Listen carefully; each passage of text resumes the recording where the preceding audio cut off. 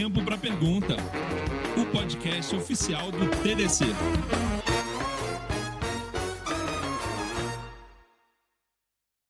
Olá, estamos de volta com mais um Tem Tempo para Pergunta, o podcast oficial do TDC.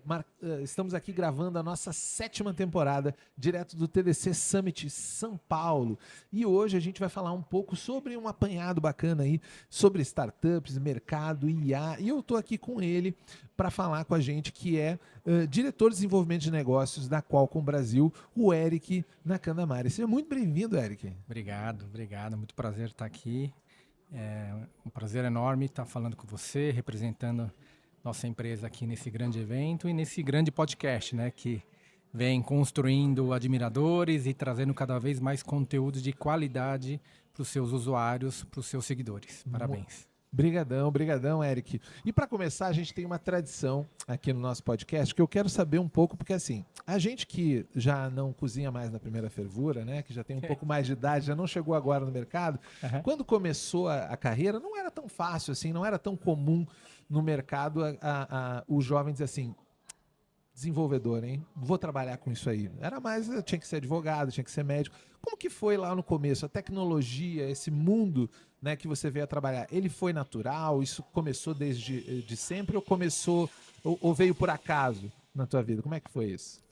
No meu caso, veio por acaso, né? Olha só. Eu comecei minha carreira jovem, com 20 anos de idade. Tinha acabado de voltar de um programa de estágio na Toyota, lá no Japão. Que legal. E entrei no mundo corporativo, né? Naquele momento, o desafio era você conseguir entrar num programa de trainee de uma grande corporação. Sim.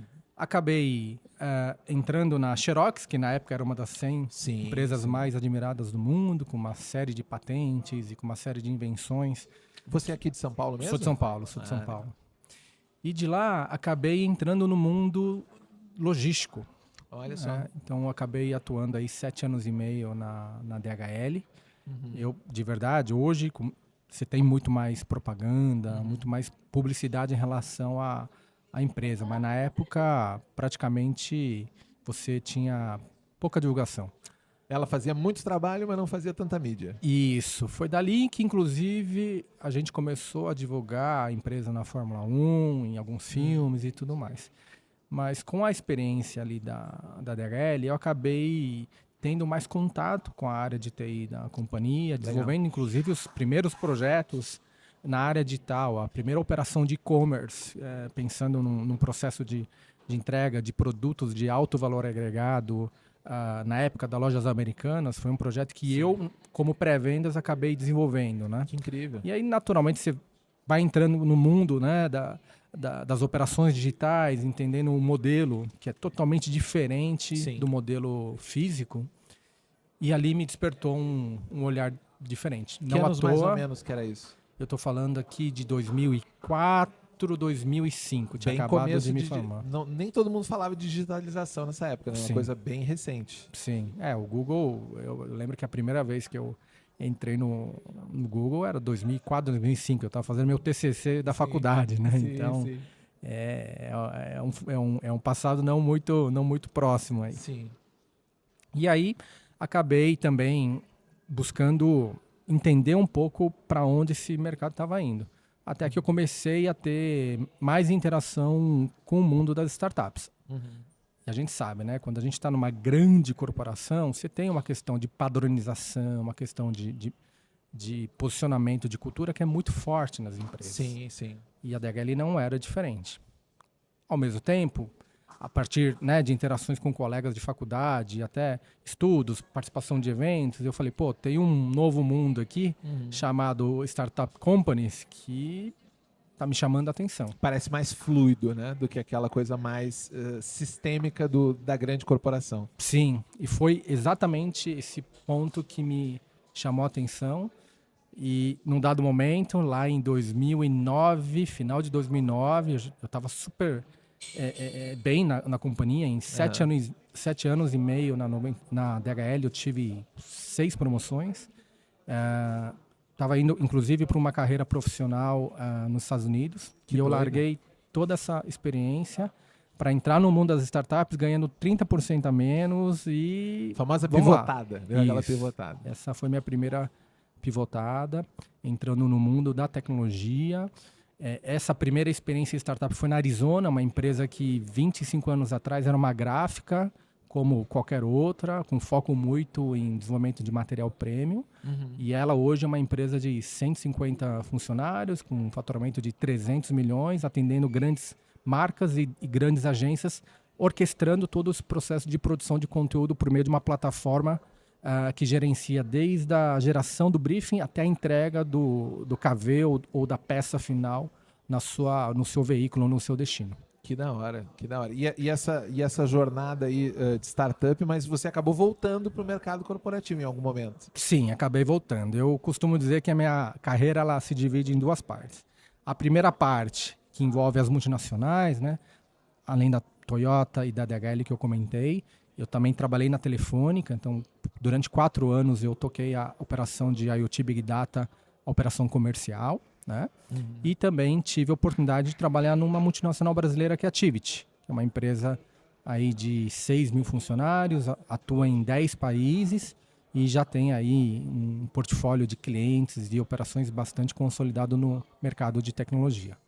E a outra parte foi o mundo das startups. Então foram 10 anos em startups, em momentos assim bem distintos. Experimentando coisas. Então a Arizona foi uma delas.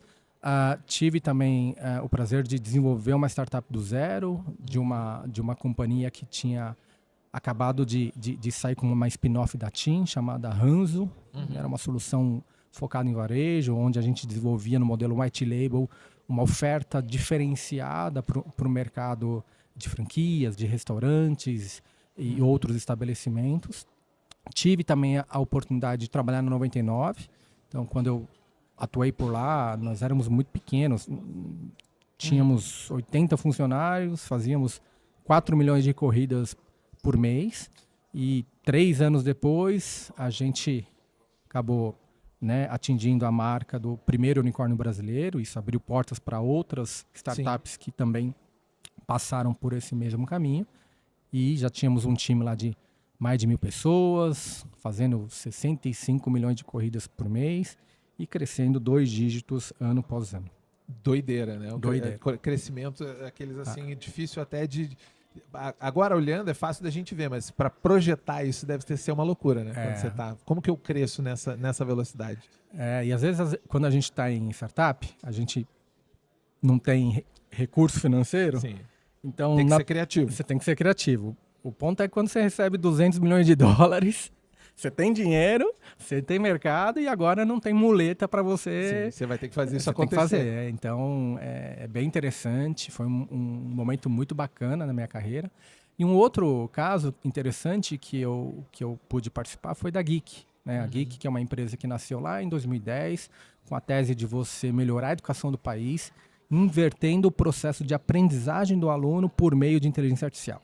Imagine você querendo entrar no Enem, naquele curso daquela faculdade, e como é que a inteligência artificial pode te ajudar a, primeiro, identificar seus pontos fortes e seus pontos de melhoria. E segundo, desenvolver toda uma trilha formativa para o seu estudo, que é específica para você, de forma individual, usando o AI para cada vez mais potencializar os seus pontos fortes e melhorar os seus pontos de atenção. Então, a gente acabou montando essa startup, foi super bacana, muita gente boa passou por essa companhia. Depois de um ano, a gente conseguiu adquirir grandes parceiros, grandes sócios, né? Jorge Paulo Lemann, José Alberto Marinho, Família Gradim, Grupo Mitsui. A gente atingiu em 2 anos mais de 750 escolas privadas usando a plataforma. E além disso, no mundo público, né? Porque hoje, de cada 10 alunos, 8 estão na esfera pública, a gente conseguiu atingir 3 milhões de alunos usando a plataforma como preparação para o Enem. Eric, você falou um pouco sobre a sua trajetória. Eu vejo que muita dela, você trabalhou muito com transformação digital e você acompanhou, eu acredito, vários momentos do mercado brasileiro, porque a gente sabe que o mercado brasileiro de tecnologia ele vem se transformando de uma velocidade. A gente saiu às vezes até de IoT que a gente acendia a lâmpada para IoT aplicada lá.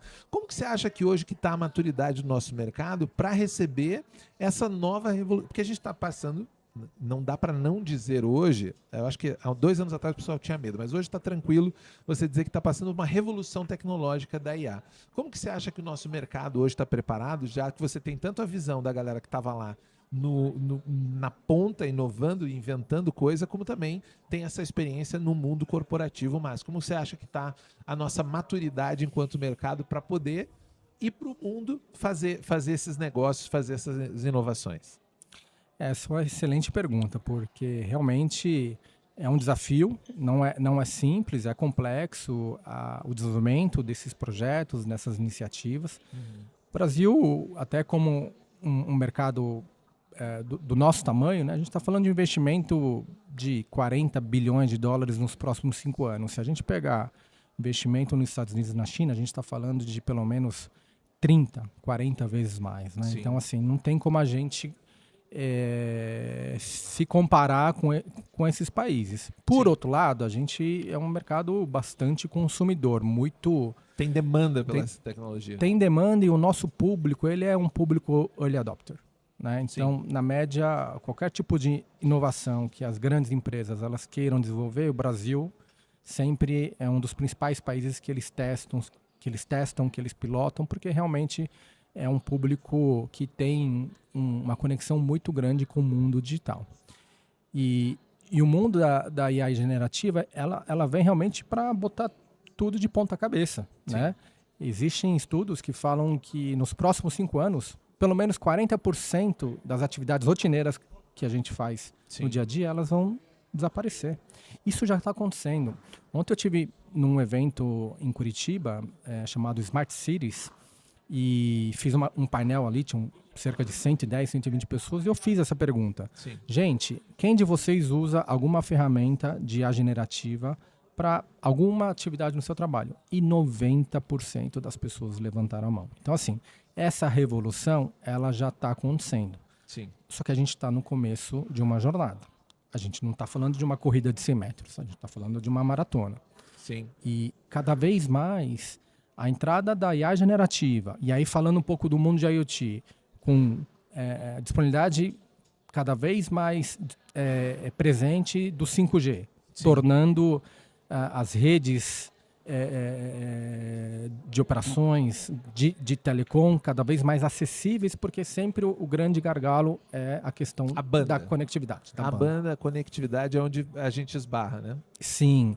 Então, eu acho que essas duas alavancas, elas vão potencializar ainda mais o nosso mercado brasileiro e, certamente, novas startups, novos projetos, novas teses vão surgir no modus operandi Brasil, né? A gente não vai ser, provavelmente, uma empresa que vai criar algo à altura de competir com uma Llama, ou um Bird, ou qualquer outra solução global, mas certamente vão surgir ideias super bacanas a partir de necessidades de usuários, né, de clientes, do mercado brasileiro na sua composição, no seu perfil.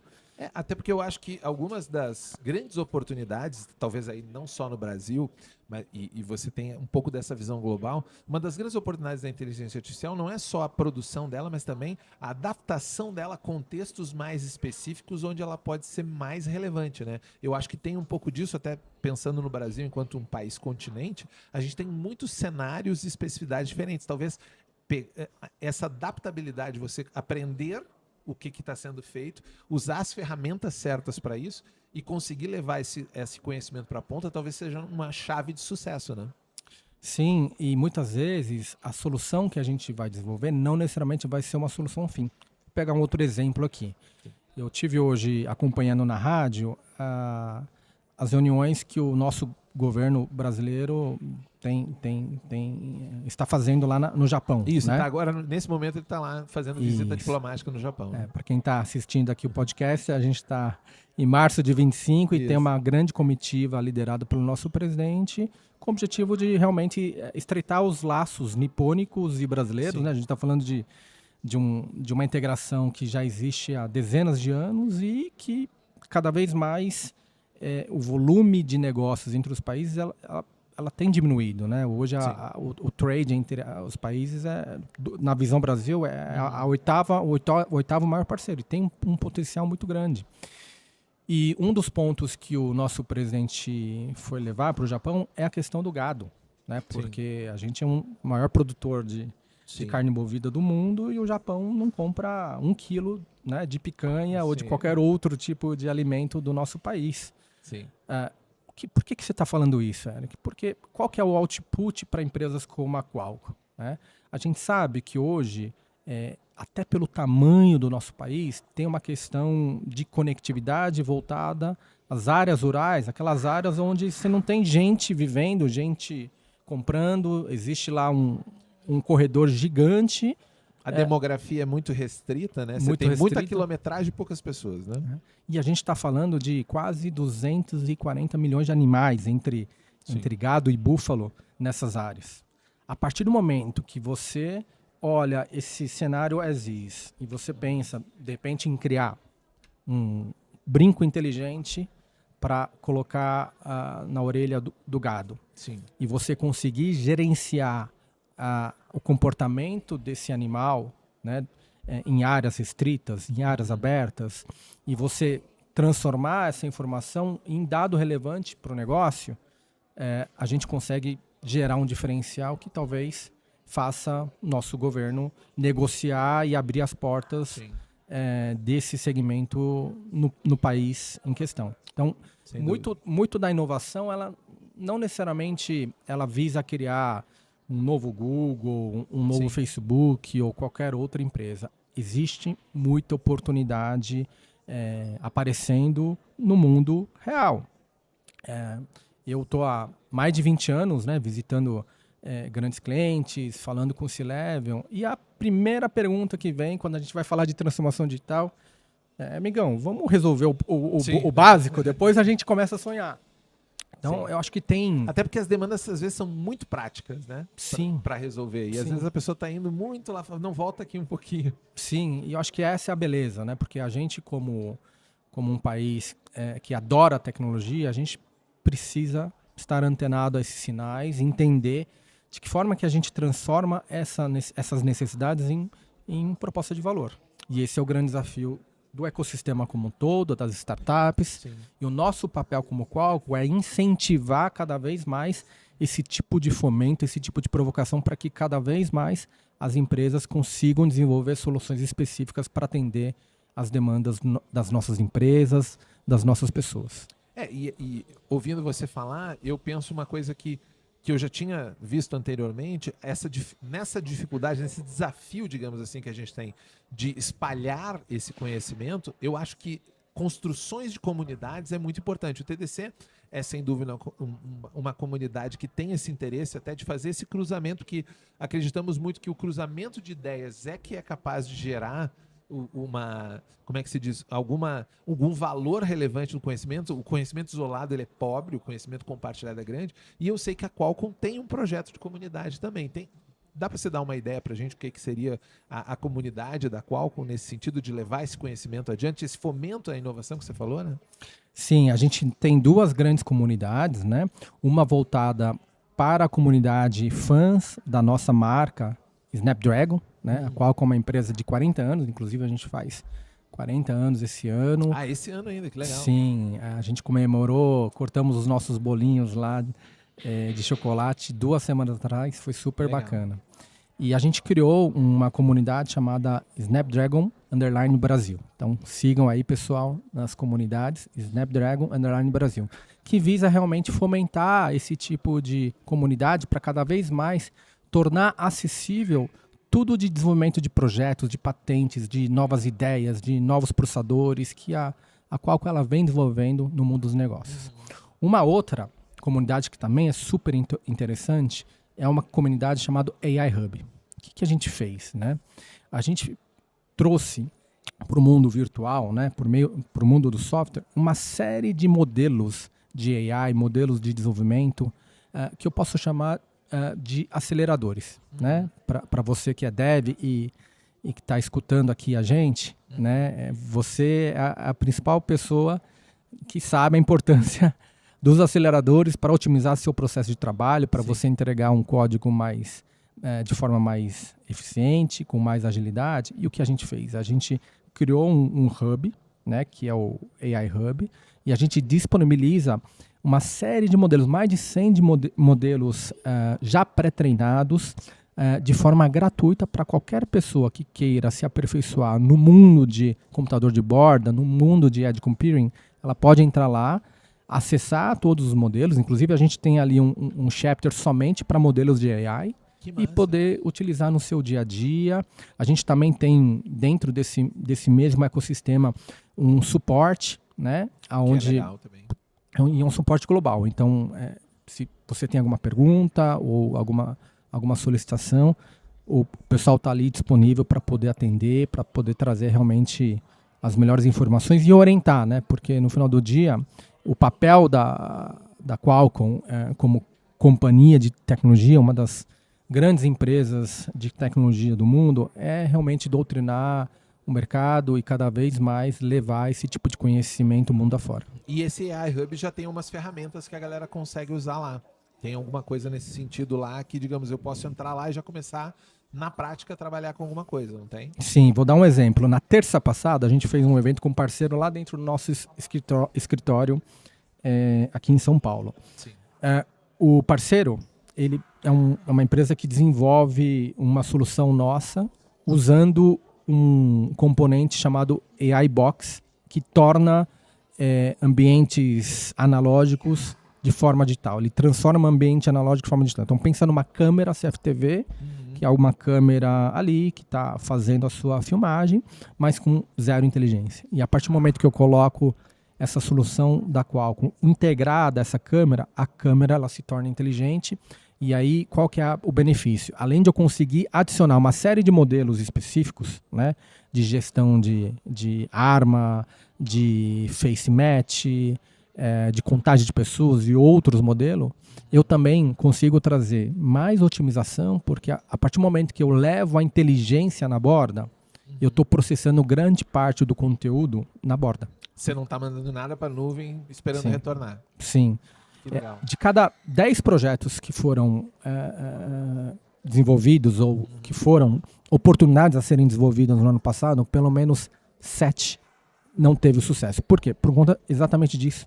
Porque você não tem a capacidade de poder trafegar tanto dado. Hoje o custo é muito caro de nuvem, então você tem que ter um processo mais inteligente para realmente subir para a nuvem o realmente o snapshot que vai de alguma forma gerar algum valor. Então, otimização de espaço é um ponto. Segunda, a questão de segurança. A partir do momento que você não está subindo tudo na nuvem, você está tendo um processo de governança muito mais eficiente. Claro. E o último, e não menos importante, é a questão da latência. Quanto maior a latência na ponta, melhor é o processo como um todo, porque você vai ser mais ágil para tomada de decisão e você vai conseguir ter uma maior eficiência no uso de câmera CFTV, do ponto de vista, por exemplo, de segurança. Como é que eu consigo levar mais segurança para um centro de distribuição, para uma usina, para uma cidade, usando ferramentas onde a gente traz maior qualidade na ponta. Sim, você acaba reduzindo o tráfego que ela precisa para funcionar, mas ela consegue entregar mais nesse mesmo processo, né? Lá Sim. Processando tudo direto na ponta. Sim, e a gente tem parte desses modelos, a gente disponibiliza de graça para qualquer pessoa que queira entrar na nossa plataforma e poder usufruir desses modelos, né? E o exemplo que eu estava contando é que esse parceiro que desenvolve essa solução completa, né? Porque a gente entrega o processador, o modem e o processador e o parceiro desenvolve a solução completa. Bacana. Ele tinha recebido esse produto da empresa dele poucos dias antes do evento. E para o evento que a gente fez para cliente, você tinha que subir modelo para tangibilizar a proposta de valor. Tem que ter um demo lá funcionando. O que ele fez? Entrou no AI Hub, baixou alguns modelos de reconhecimento, né, de objetos, de rua e de carros, e a gente conseguiu fazer o evento demonstrando de forma super simples para os clientes que eles levaram no nosso escritório esse tipo de solução. Que bacana. Vira meio que uma caixinha com que você pode ir lá pegar o que você precisa da ferramenta e usar para fazer o seu teste, para tentar já começar a pensar estrategicamente de um jeito diferente. Porque eu acho que Você falou isso importante, né, dos desafios ali que a gente tem. Muitas empresas, sei lá, a própria fazenda do gado lá diz assim, não, mas não dá, porque aqui eu não tenho nem como, né, eu não tenho banda, não tenho conexão. Não, mas eu posso processar na ponta, eu não preciso fazer, eu não preciso dessa banda tão grande. Muda a chave de pensamento, eu acho, quando as pessoas têm acesso a esse tipo de conhecimento, né? Sim. E na minha opinião, o tema de computador de borda, de edge computing, é a próxima onda tecnológica. Hoje, por conta da trend de GPUs e tudo mais, Sim. ainda a discussão ela está dentro dos data em centers. outro lugar, né? Isso. Estão se falando qual que é, se o meu data center é maior que o seu. No final do não, dia... O meu é maior, o meu é maior. A galera está nessa discussão. Só que assim, cada vez mais, com tanta aplicação que a gente tem percebido, e os setores, né, a própria tecnologia vem impulsionando esse tipo de iniciativa, não tem jeito. Se você não processar parte do que você tem que fazer na ponta, certamente seu projeto não vai sair do papel.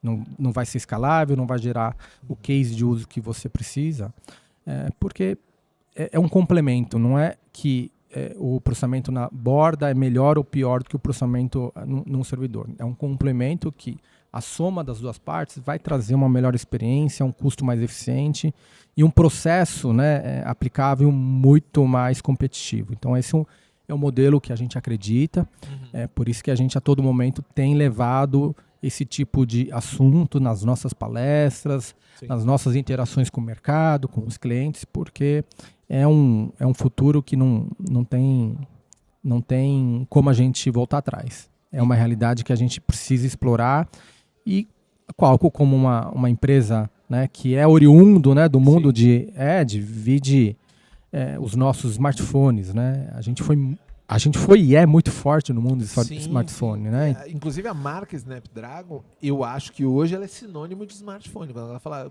assim, não, mas o meu modelo tem o Snapdragon, já é um qualitativo, né?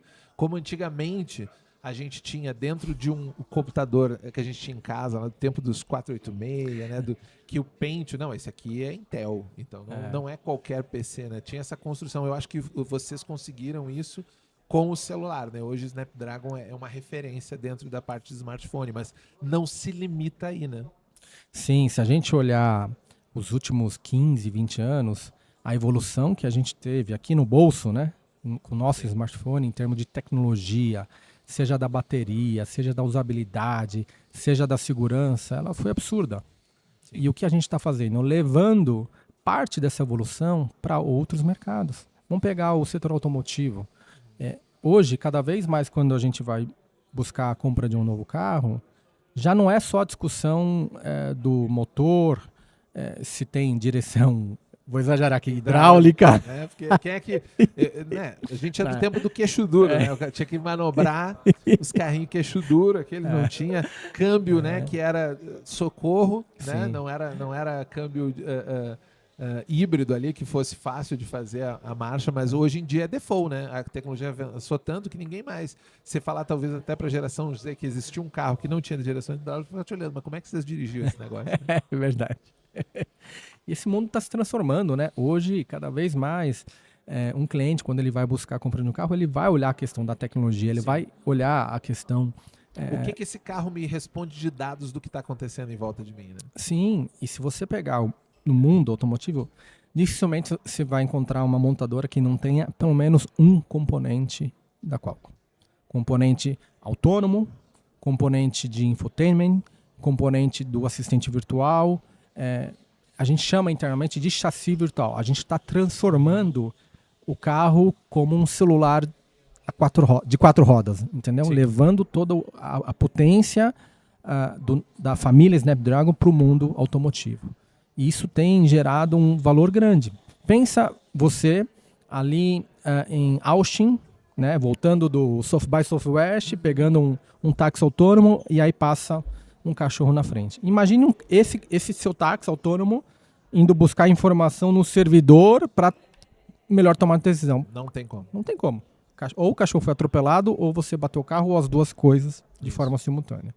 Então, esse é um ótimo exemplo para a gente entender qual a importância do processamento em borda, né? Quanto mais processamento na borda, melhor a experiência do negócio. E esse é um pouco da proposição que a gente tem trazido, porque ainda hoje é pouco discutido a conexão, né, dos modelos de AI com foco em processamento na borda, para que a gente consiga gerar cada vez mais um valor que vai transformar os negócios ao nosso redor. E até você já falou um pouco da questão do próprio agronegócio, né, que tem uma relação direta e viabilidades muito claras assim, de trabalhar de uma forma diferente, de mudar o pensamento.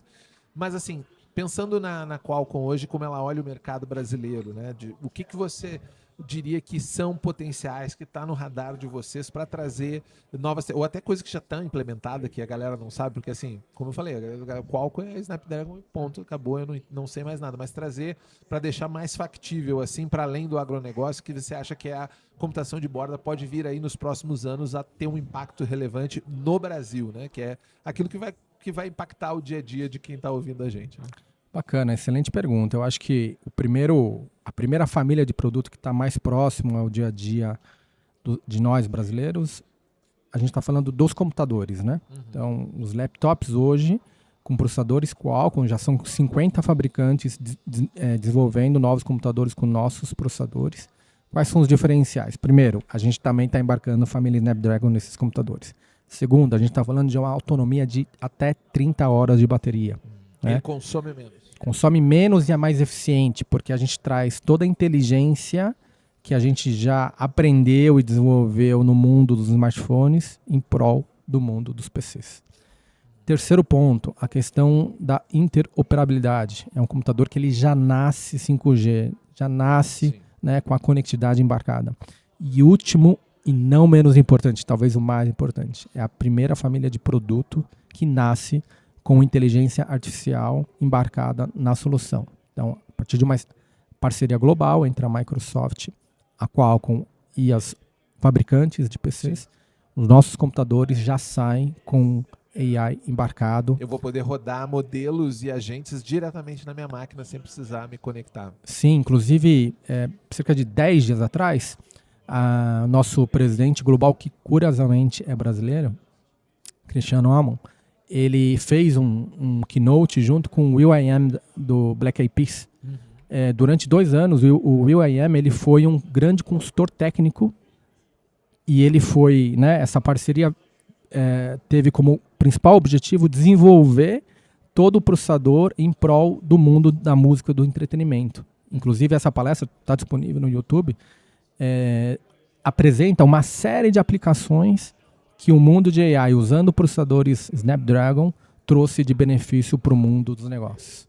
Dentro do setor de entretenimento. De música e entretenimento. Sim, então cada vez mais a gente está preocupado em realmente tangibilizar o valor da Qualcomm na ponta, né? É muito difícil.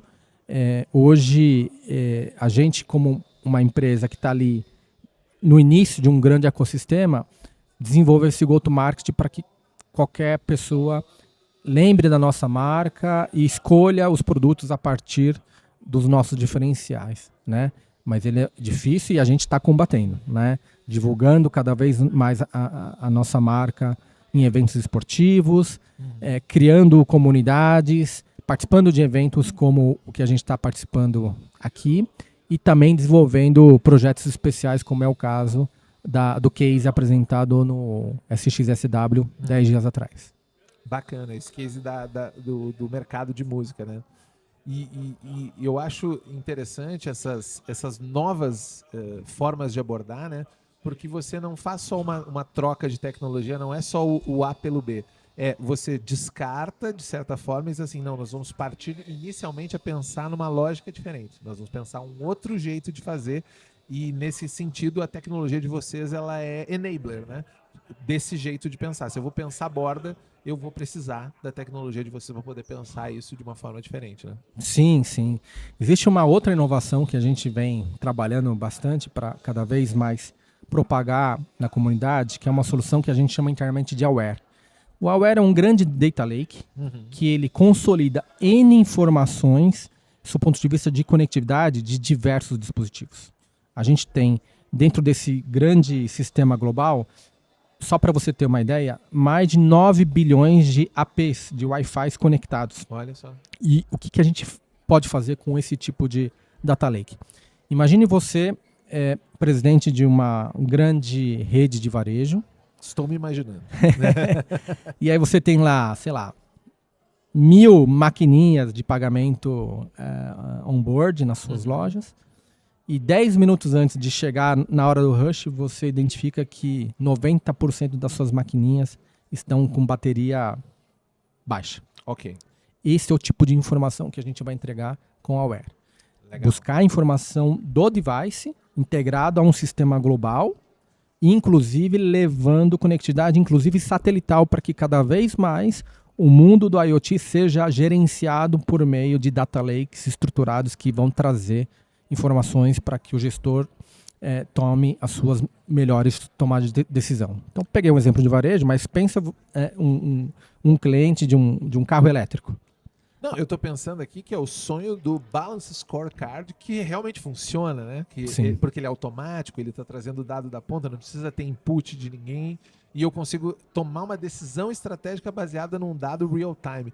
Isso é revolucionário. Sim. E cada vez mais a nossa empresa ela visa esse tipo de oportunidade como algo que vai transformar o mundo dos negócios. A partir do momento que você tem mais informações do periférico, do dispositivo, você consegue gerar mais eficiência. E esse realmente é o principal ponto de preocupação que a gente tem quando a gente vai desenvolver algum projeto dentro do mundo de internet das coisas. Porque no final do dia, a gente tem que entregar duas coisinhas para esse cliente. Eficiência operacional. Então, 100% de tudo que a gente faz visa entregar esse tipo de benefício, gerar esse tipo de impacto. E você levar uma solução que vai conectar qualquer país, de qualquer lugar, né, do mundo, inclusive, pensa numa empresa que você tem um dispositivo que está no -3. A partir do momento que você tem a conexão também do Wi-Fi, além das antenas de telecom, eu consigo trazer muito mais acuracidade. Eu estou falando de uma localização de até 10 metros. Então imagine o impacto que a gente pode gerar para trazer mais eficiência no mundo dos negócios. Não, sem dúvida. É revolucionário. Mas, Eric, papo bom assim, escorre rápido o tempo por entre os... É que nem areia na ampulheta, né? Passa muito rápido, a gente não vê, mas eu não quero ir para os nossos finalmente sem você retomar um pouquinho, porque eu acho que vai despertar na galera aqui uma... Pô, mas como é que eu sei mais, assim? Eu gostei dessa ideia. Como que eu fico sabendo? Então, você passou alguns links, eu queria retomar para a gente deixar bem marcado para a galera. Como é que elas fazem para acessar a comunidade, tanto do AI Hub quanto do Snapdragon? Do AI Hub é aihub.qualcomm.com. Beleza, tá? Vai estar o link. Se eu errei aqui no link, a gente corrige aí no... Não, é para você ouvir, lembrar e procurar, porque se ele procurar AI Hub Qualcomm, ele vai achar. Mas tá o link também aqui na descrição do vídeo e do Snapdragon, da comunidade. Snapdragon Brasil. Né? A gente hoje já tem 4 milhões de seguidores nesse canal. Aí eu tô falando Brasil e Latam. A gente tem Snapdragon Brasil, Snapdragon Latam. Né? Legal. E ali o bacana é que também a gente vira e mexe, faz promoções, traz seguidores para eventos organizados ou patrocinados pela Qualcomm. Então, um ambiente bem interessante. Oportunidades. Isso. Bacana. Então, sigam lá. Deve ser Instagram, né? Isso. Qualcomm Brasil. Sim. Brasil sim. com S. Brasil com S. Beleza. Porque às vezes a galera se confunde, mas eu boto Brasil com Z. Mas, para a gente fechar, tem a outra tradição que eu te falei, a gente tem algumas tradições aqui no podcast. Eu sempre peço para quem vem no podcast aqui, porque a gente que é da área da tecnologia, né, tá sempre de mochila. Eu vi que você chegou de mochila também. Eu peço para você deixar algo que você carrega na sua mochila, mas não precisa ser a mochila física, pode ser uma mochila metafórica, que é se você tem uma indicação de livro, filme, documentário, qualquer coisa que enriqueça um pouco o tema do que a gente trocou aqui, essa ideia, ou pode ser que você quisesse também sair fora e indicar algo mais para a vida da galera, que você deixar uma indicação aí para o nosso público do podcast. Tá bom. Bom, eu não tenho nenhuma referência específica aqui, né? Mas o que eu queria deixar de mensagem, né? Eu tô com 42 anos, já tenho mais de 20 anos no mundo empresarial. Eu acho que eu trouxe aqui alguns exemplos de diversas experiências que eu passei na carreira, eu acho que se existe uma mensagem que, com toda humildade, eu queria compartilhar, a questão da coragem, né? Eu acho que o ser humano, ele tende sempre a ficar na zona de conforto, né?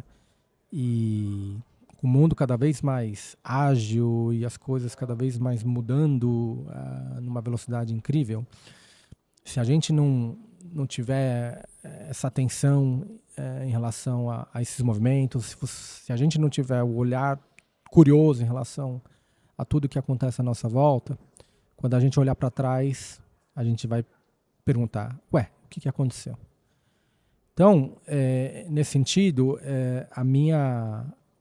o meu compartilhamento aqui está em você ser curioso, você a todo momento entender como as coisas funcionam, perguntar por que o status quo funciona dessa forma. A curiosidade, ela abre novas portas, ela abre novas trilhas e muitas vezes essas trilhas são até trilhas que a gente nunca poderia imaginar. Então, sempre na minha carreira, eu já por 2, 3 vezes, até por situação difícil de família, mãe doente e tudo mais, eu prezei pela questão da curiosidade, do impacto social, tudo que a gente faz em prol de qualquer questão financeira, porque eu acho que a gente tem um protagonismo muito importante no nosso país. E pra gente melhorar o mundo à nossa volta, esse primeiro passo depende dos agentes de transformação. E a gente faz parte desse grupo. A gente tem aí uma oportunidade de ouro realmente de tornar a nossa sociedade, de forma geral, cada vez mais pacífica, mais segura e com maior qualidade para todo mundo. E a junção da curiosidade com esse olhar voltado à comunidade, para mim, eu acho que muda qualquer tipo de discussão, qualquer tipo de direcionamento que a gente vai entregar para a nossa vida, para a nossa carreira, para a nossa família, para a nossa comunidade. Fantástico. Eric, foi um prazer enorme te receber aqui no podcast. Queria saber se caso você seja uma pessoa de rede social, né, se pra galera que está acompanhando a gente, se curtiu e quiser se conectar com você tem algum link pra galera de rede social que você costuma passar?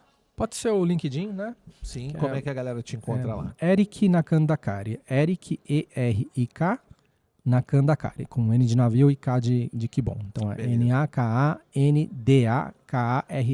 Beleza, Eric Nakandakari, procurando no LinkedIn, te acha lá. Isso aí. Beleza, muito bacana. E para você que nos acompanhou até agora, fica o convite para nos seguir no Spotify. Toda quarta-feira, às 18 horas, tem episódio novo. E nós temos também o nosso canal no YouTube. Então, se você quiser acompanhar esse papo em vídeo, você pode seguir a gente lá, dar o like, compartilhar. E tem também os nossos cortes, que é aquela maneira bacana de você pegar um pedacinho desse assunto, mandar para um amigo, para alguém, seu colega de trabalho, que certamente vai se interessar em aprender mais sobre os temas que a gente debateu aqui. E eu, obviamente, estarei esperando vocês no nosso próximo episódio. Até lá. Tchau!